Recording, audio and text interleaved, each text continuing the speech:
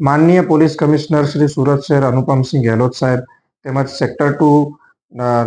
સંયુક્ત police commissioner Shri Damor સાહેબના નાસ્તા ફરતા આરોપીઓને પકડી કાઢવાની સૂચનાના આધારે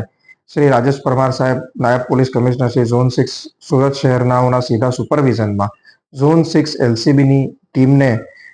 ટેકનિકલ સોર્સ તથા હ્યુમન સોર્સથી તપાસ કરતા બાતમી મળેલ હતી કે ડુમસ પોલીસ સ્ટેશનના એફઆઈઆર નંબર 31/2015 ઇપિકો કલમ 457, 380, 114, 411 ઘરફોડના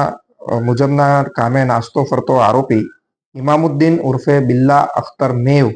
તેના મૂળ વતન ગામ તેલિકાબાદ સિકરી જિલ્લા ડીગ રાજસ્થાન કે જે અહીંથી લગભગ 1100 કિલોમીટર દૂર છે જે ખાતે સંતાયેલો હોવાની આધારભૂત બાતમી મળી આવેલ હતી। આ આરોપી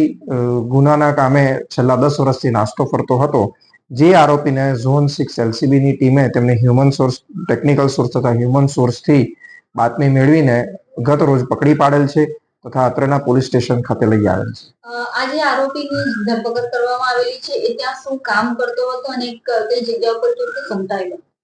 આ આરોપી તેના મૂળ વતનના ગામે સંતાઈને છૂટક મજૂરી કરતો હતો તથા પોતાનું ગુજરાન ચલાવતો હતો। મૂળે તે અહીં કરેલા ગુનાથી સંતાઈને નાસ્તો ફરતો રહેતો હતો અને પોતાના વતન ખાતે તે આવેલા હોવાની બાતમી મળેલ હતી। એ ગુનો કર્યા બાદ કઈ જગ્યા ઉપર રહેલો છે? આ આરોપી આ ગુનો કર્યા બાદ અહીંથી નાસી છૂટ્યો હતો અને ત્યારબાદ તે વિવિધ સ્થળે સંતાતો ફરતો હતો અને થોડા થોડા સમયે પોતાના વતન આવતો હોવાની બાતમી મળેલ છે।